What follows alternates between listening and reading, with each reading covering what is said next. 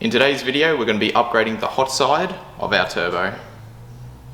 So as you guys saw in the last video, we made 200 horsepower with a high flow turbo and an upgraded exhaust. It was a massive improvement from stock, but I want more power. So to try and find where we were losing power, I checked out the gauges during the dyno runs, and at peak power, I noticed that the exhaust back pressure was 17 psi higher than the boost pressure. So to make more power, we're going to need to lower the exhaust back pressure. So on the exhaust, you have the manifold, the turbo, and the main exhaust pipe. All of these parts will add some amount of back pressure, but usually on a turbocharged engine, the turbocharger hot side is going to be the biggest restriction. So I sent the turbo down to Ben at ProCharge Turbos, and they modified it to fit a larger turbine wheel. The stock turbine wheel had a 46.5mm inducer and a 42.15mm exducer. The high flow turbine wheel has a 47.8mm inducer and a 47.15mm exducer. They also enlarged the outlet of the turbo to suit the gasket and increase flow. With the new turbo fitted, we headed back to the dyno.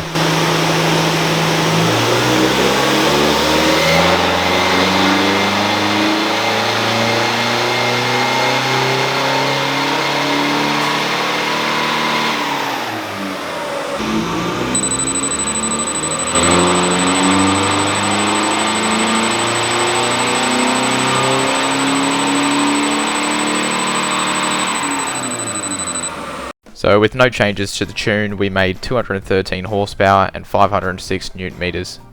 The main difference between the two graphs is that after 3800 RPM, the power doesn't seem to fall off so much, which is to be expected since the exhaust isn't choking up the engine as much.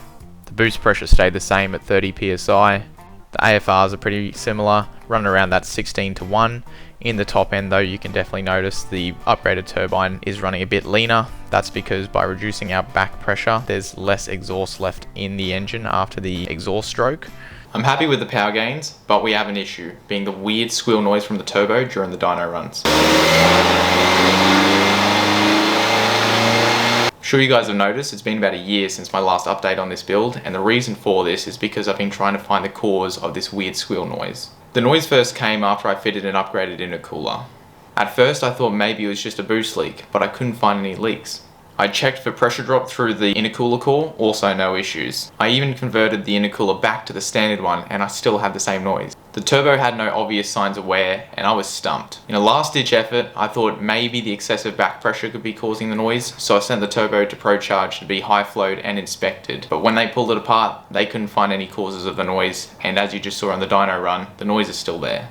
But I have an idea. The compressor wheel I'm using is from a G25 550. Garrett designed that turbo with an anti-surge compressor housing, so it has me thinking maybe the noise is compressor surge. After doing some research, I found when you run really high boost on a small capacity engine, especially at low RPM, you can put the turbo in a position where it's trying to flow more air than the engine can swallow, causing the excess pressure to try and surge back out through the compressor wheel. This is where the anti-surge compressor housing helps by relieving that excess pressure. I also saw Ben just recently modified a D40 turbo with anti-surge, so I know just the guy for the job.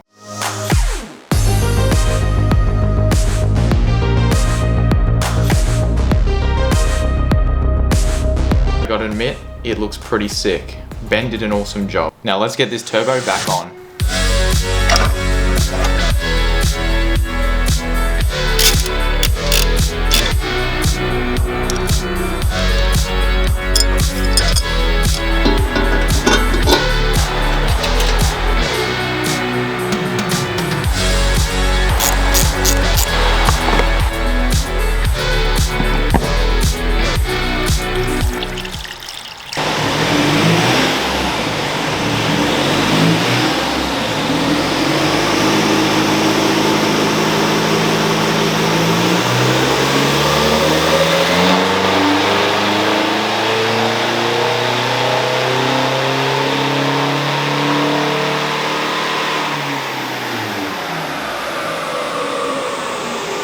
So it made 203 horsepower, which was actually a little bit less than the standard compressor housing. I ended up looking at the boost graph to see what's changed, and it looks like the boost has come on a little bit later, but also the boost fell off a little bit in the top end.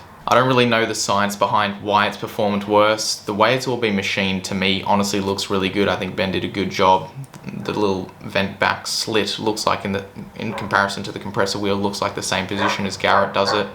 The only thing that's a bit different is usually I think the Garrett turbos, they have more like bigger ports for those blowback ports, but because this turbo has a flange bolting onto the snout of it, not just like a silicone hose, you couldn't just machine it out all the way to get more room. So there was just limitations in how much you could machine out of it. While we were at the dyno, we also decided to test out a different intake. I knew the stock airbox was a restriction because I previously used the JRP gauge and measured pressure drop in the intake, and I was getting about 2 psi pressure drop. So luckily the intake off our D22 when it was single turbo fit straight on, and we just put a pod filter on the end of it.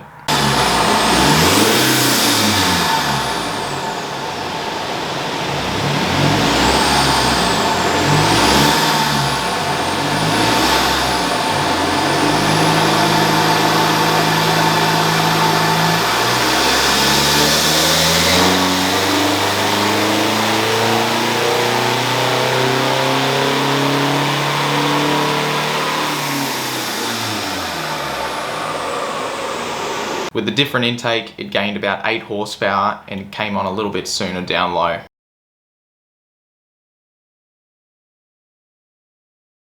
I hope you guys liked that video, and I'll catch you on the next one.